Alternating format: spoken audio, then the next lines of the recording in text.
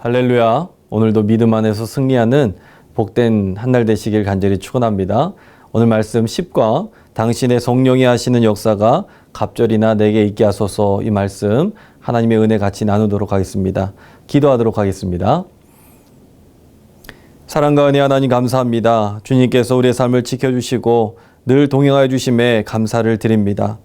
이 시간 모여서 예배할 때에 우리의 삶의 중심이 어디 있는지를 깨닫는 시간 되게 하시고 좌로나 우로나 치우치지 아니하고 오직 믿음의 한 길로만 나아갈 수 있는 복된 시간이 될 수 있도록 주께서 도우시고 인도하여 주시옵소서. 주님께서 이 시간 함께 해주실 줄 믿사오며 예수 그리스도의 이름으로 감사하며 간절히 기도 드리옵나이다. 아멘. 우리 찬송가 191장 내가 매일 기쁘게 우리 찬양하면서 속해 드리도록 하겠습니다.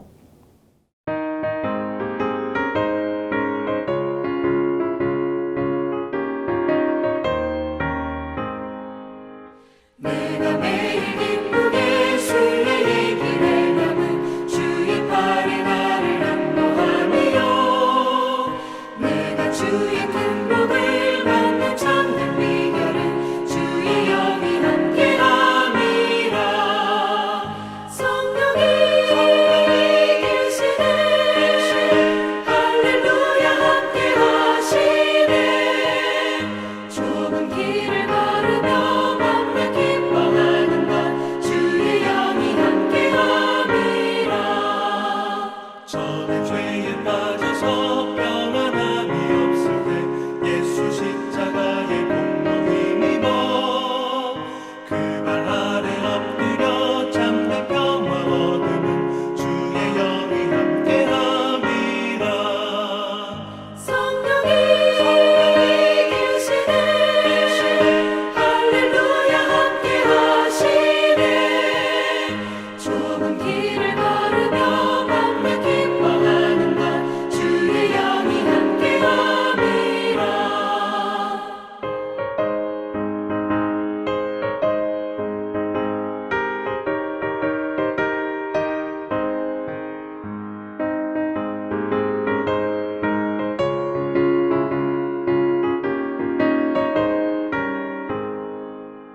나와 동행하시고 모든 염려하시니 나는 숲의 새와 같이 기쁘다. 내가 기쁜 마음으로 주의 뜻을 행하는 주의 영이 함께함이라. 성령이 계시네 할렐루야 함께하시네.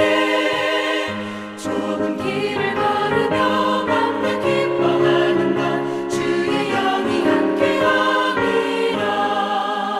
세상 모든 욕망과 나의 모든 정욕은 십자가의 힘이 못을 받았네.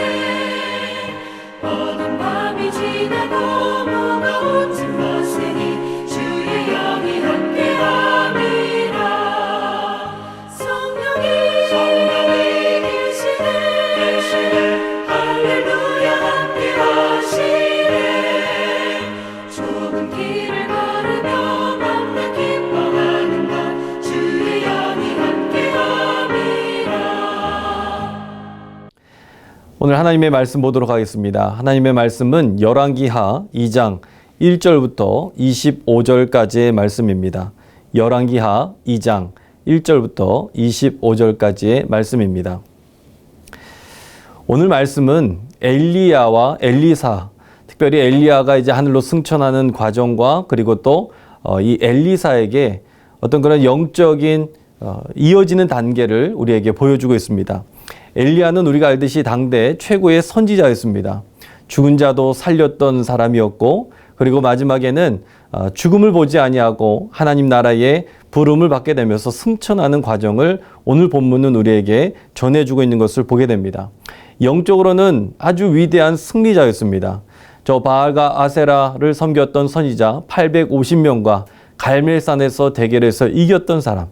이 엘리야만 생각한다면 우리의 삶 가운데에 어떻게 이렇게까지 승리할 수 있을까? 우리들도 영적인 싸움 가운데에서 이러한 승리를 맛보게 될 줄로 믿습니다. 그런데 그의 인생도 이제 마지막이 됩니다. 그리고 그 영적인 바톤 터치를 지금 엘리사에게 넘겨주고 있는 것을 보게 되죠. 이 엘리사는 사밧의 아들이었습니다. 그리고 평범한 농부 생활을 하고 있었던 사람이었습니다. 이 대목을 통해서도 우리는 깨닫지 않습니까?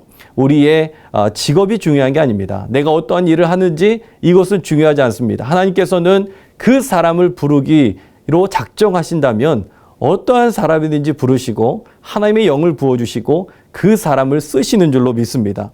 그래서 이 엘리사는 소를 몰면서 밭을 갈던 어느 날 엘리야의 부름을 받아서 그의 제자가 되는 것을 열왕기상 22장의 말씀을 통해서 보게 됩니다. 그리고 이제 엘리야는 자신의 사역을 마치게 되고 엘리사는 그 엘리야를 쫓아다니면서 장소를 이동하게 됩니다. 몇 군데를 이동하게 되는데 먼저 이 말씀을 보면 길갈에서 베델로 여리고로 요단으로 계속해서 이동을 하게 됩니다. 그러면서 이 구하는 게 무엇이었느냐 하면 갑절의 영감이었습니다. 성령의 역사, 성령 충만함, 성령을 구하는 것. 그로 말미암아 엘리야의 사역이 그대로 엘리사에게 다 전달되었던 것을 우리는 보게 되죠. 부와 명예를 구한 것이 아니라 하나님이 나와 함께함을 구했던 이 엘리사야말로 우리가 이 시대를 살아갈 때 진정 우리가 구하고 있는 것이 무엇인지 깨닫게 되는 말씀입니다. 저와 여러분들의 삶에 정말 구하고 있는 것이 무엇인지 깨달으시고 다시 한번 믿음 안에서 살아가시길 간절히 축원합니다. 그 첫 번째는요, 삶의 두려움을 넘어섭니다. 오늘 말씀해 보시면은 엘리야로부터 갑절의 영감을 구하면서 진정 후계자로 인정받던 이 엘리사에게 먼저 사건이 나오게 되는데 그를 가로막고 있었던 것이 무엇이었느냐 하면 요단강이었습니다. 그런데 요단강이 갈라지게 되죠. 이 요단강 우리가 잘 알죠. 여호수아에서의 말씀을 보면 저 제사장들이 언약궤를 메고 지나갈 때에 저 요단강에서 위에서부터 흐르던 물이 끊어지게 되었다. 이 말씀을 우리는 듣게 됩니다. 요단강이 끊어지게 되었다. 즉 우리 인생에 괴롭히는 문제들이 끊어지게 되었다. 그리고 하나님의 임재를 상징하는 언약궤를 들고 갔을 때 그 문제가 끊어지게 된 곳, 그것이 바로 요단을 건널 때였습니다. 그리고 또 어느 곳이었느냐 하면 예수님께서 바로 이 요단에서 세례를 받으셨던 장면의 말씀을 우리는 기억을 하게 됩니다. 예수님께서 요한을 통해서 세례를 받으셨을 때에 하늘에서 음성이 들리고 이는 내 사랑하는 아들이다 라고 이야기를 하게 되죠. 저는 이 요단에 대해서 어떻게 생각을 하느냐, 죽음을 불사르고 들어갔었을 때에 죽게 됩니다. 하지만 죽음으로 끝나는 것이 아니라 다시 살아나는 역사, 생명의 역사가 나타나는 것을 우리에게 들려주고 있다는 것입니다. 즉 이 요단은 바로 그러한 곳이 된다는 것입니다. 죽음을 불사르고 새로운 존재가 되는 장소, 그곳이 바로 요단이라는 것이죠. 그래서 여호수아에서 나오는 그 요단, 그리고 예수님께서 세례 받으셨던 그 요단강, 그로 말미암아 새로운 존재가 되었던 것처럼 우리의 인생길 가운데에서도 삶의 두려움을 넘게 하시고 새로운 존재로 거듭나게 하여 주시는 줄로 믿습니다. 그래서 지금 이 엘리야로부터 갑절의 영감을 구하면서 진정으로 이제 후계자로 인정받던 엘리사에게 나타났던 일이 바로 요단강이 갈라지는 일들이었고, 이 13절부터 14절의 말씀을 보시면 엘리야의 몸에서 떨어진 겉옷을 주워 가지고 돌아와 요단 언덕에 서서 엘리야의 몸에서 떨어진 그의 겉옷을 가지고 물을 치며 이르되 엘리야 하나님 여호와는 어디 계시니까 하고 그도 물을 치니까 어떻게 됩니까? 갈라지게 되었습니다.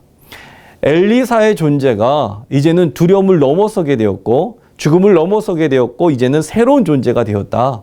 이것을 우리에게 지금 전해주고 있는 겁니다. 그런데 그 주체가 누구이냐? 내가 새로워진다? 내가 열심히 산다? 이게 아니라 하나님의 영, 루하우가 들어와서 그의 삶이 충만해지게 되었고, 그리고 그의 삶으로 말미암아 지금 하나님의 영에 사로잡혀서 모든 것들을 다 건너뛸 수 있는 그러한 상태가 되었다는 것을 우리에게 말해주고 있다는 것입니다.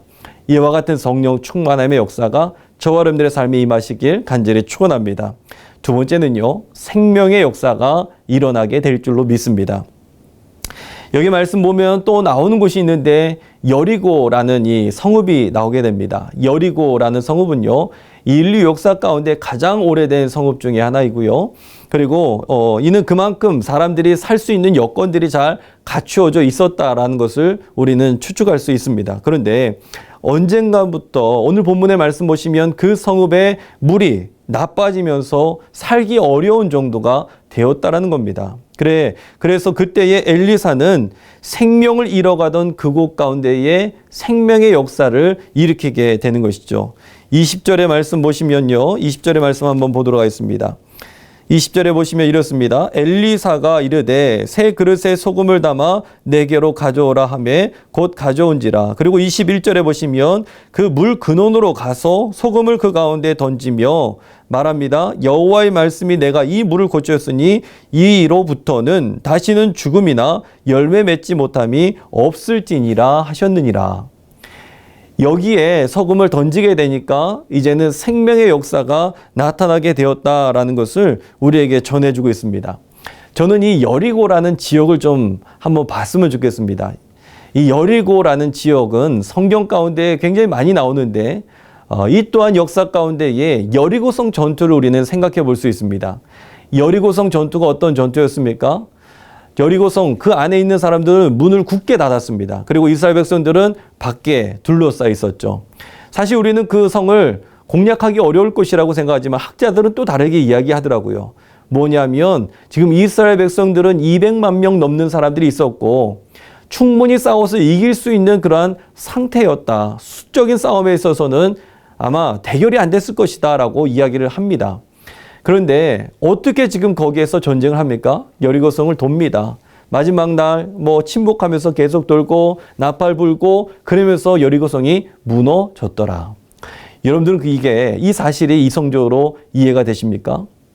이 여리고성 전투는 어떤 전투냐? 내가 싸워서 이길 수 있는 전투인데 그것 하지 아니하고 하나님 말씀에 순종했던 전투가 바로 여리고성 전투라는 것을 우리는 볼 수 있습니다. 즉 기도는 어떤 사람이 합니까? 할 수 없을 때에 기도하죠. 그런데 할 수 있을 때에도 내 능력 가지고 할 수 있을 때에도 기도하는 그 한 사람을 하나님께서는 찾으신다. 즉 이것은요 나 자신과의 영적인 싸움입니다. 하나님의 말씀에 순종하면서 살아가는가 아니면 내 뜻대로 살아가는가 그 싸움을 우리에게 알려주고 있는 것이죠. 거기에서 지금 여리고에서 지금 전투가 이루어졌을 때에 하나님 앞에 순종하면 사는 역사가 나타나게 되는 줄로 믿습니다. 이게 바로 여리고성 전투라는 것을 우리에게 지금 들려주고 있죠. 그래서 이 여리고성의 전투로 말미암아 지금 생명의 역사가 나타나게 되었고 오늘 본문에서도 20절 이하에 나왔던 것처럼 먹지 못하는 물을 다시 소금을 던져서 먹는 물로 바꿔내는 것, 생명의 역사를 우리에게 알려주고 있다는 것입니다. 사도행전 2장의 말씀을 보시면 초대교회 안에서 나타난 성령의 역사에 대해서 상징적으로 이야기합니다. 뭐라고 얘기하냐면 호련히 하늘로부터 급하고 강한 바람 같은 소리가 있어서 그들이 앉은 온 집에 가득하며 마치 불의 혀처럼 갈라지는 것들이 그들에게 보여 각 사람 위에 하나씩 임하여 있더니라고 이야기하고 있는 것을 보게 됩니다.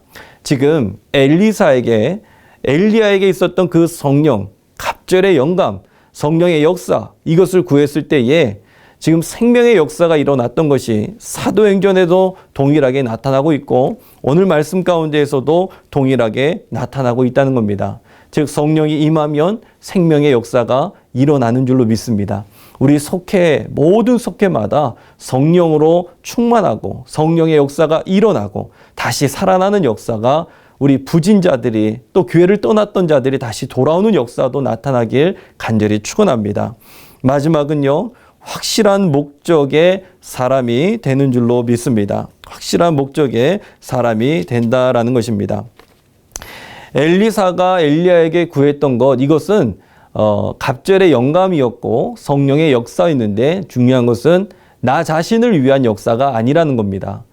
이스라엘 백성들에게 다시 돌이키게 만드는 것이었고 하나님을 믿게 만드는 그러한 이야기였다라는 것을 우리에게 전해주고 있습니다. 그래서 나 중심의 삶이 아니라 하나님을 바라보게 하기 위한 그 뜻이 이 안에 담겨 있는 것을 우리는 말씀을 통해서 볼 수가 있다는 겁니다. 그런데 저는 이 오늘 말씀 가운데에 마지막에 등장했던 장소가 또 어디였느냐 하면 베델이라는 곳이라는 것을 우리는 볼 수가 있습니다. 그래서 오늘 말씀 가운데에 말씀을 보시면은 이 23절에 엘리사가 거기서 베델로 올라가더니라고 이야기하면서 베델에서 지금 어떠한 일들이 벌어지고 있느냐 하면 23절 계속해서 보시면 그가 길에서 올라갈 때 작은 아이들이 성읍에서 나와 그를 조롱하여 이르되 대머리에 올라가라 대머리에 올라가라 하는지라 엘리사가 뒤를 돌이켜 바라보면서 저들을 저주합니다. 그랬더니 숯불에서 암콤 둘이 나와서 아이들 중에 40명이 찢김을 당했다.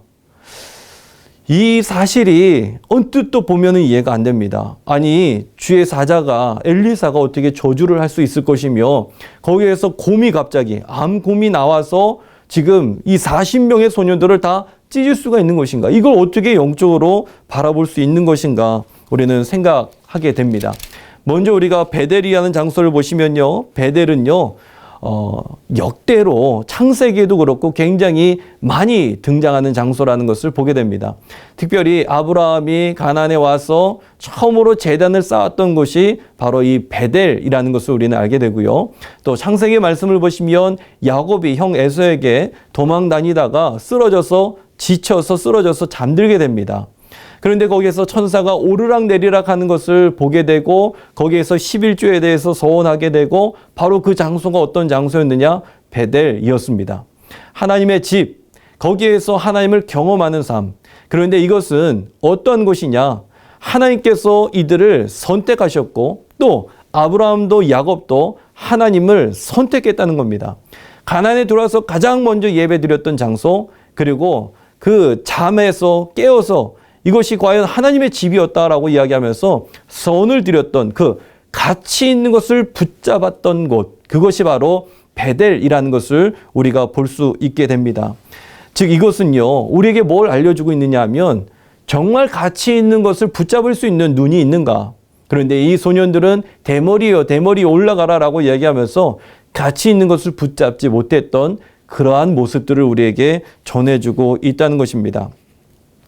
목회 상담학자였던 하워드 클라인벨이라는 사람은요, 그의 책에 건강한 존재 자아에서 우리의 마음과 삶에 힘을 주는 세 가지에 대해서 이야기를 합니다. 첫 번째는 우리가 하나님께서 주신 가치를 지니고 태어난 존재라는 것이고, 두 번째는 하나님이 나로 하여금 지금 하시고자 하는 일들이 있다라는 것입니다. 그리고 세 번째 마지막은 하나님께서 소중히 여기시는 나라는 존재를 사랑하고 아끼고 신뢰하는 것, 바로 그것입니다.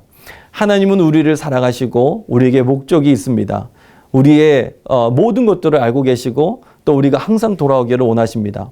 우리가 부흥회를 통해서 우리 전교인 여름 수련회를 통해서 들었던 메시지 중에 하나는 무엇이었습니까? 하나님이 나의 편이 되는가? 내가 하나님 편이 되고 있는가? 이 사실을 우리가 깨닫게 되었을 때에 가치 있는 것을 붙잡는 인생, 그로 말미암아 생명의 역사가 나타나고 또 하나님께서 돕는, 그래서 삶의 두려움을 넘어서는 믿음의 삶이 되게 될 줄로 믿습니다. 저와 여러분들의 삶에 무엇을 구하고 살아가고 계십니까? 오직 하나님 한 분을 구하면서 나가시는 저와 여러분들의 삶이 되시길 간절히 축원합니다. 기도하겠습니다.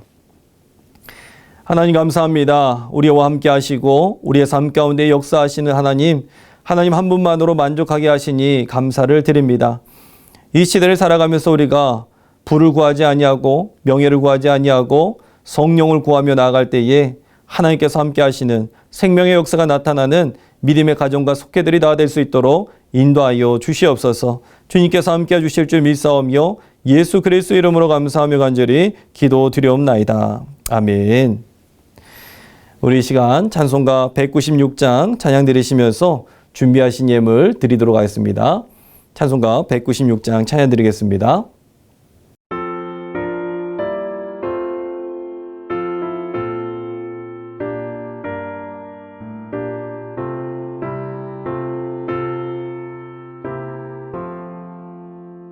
성령의 은사를 너에게 채우사 주님의 사랑 본받아 나 살게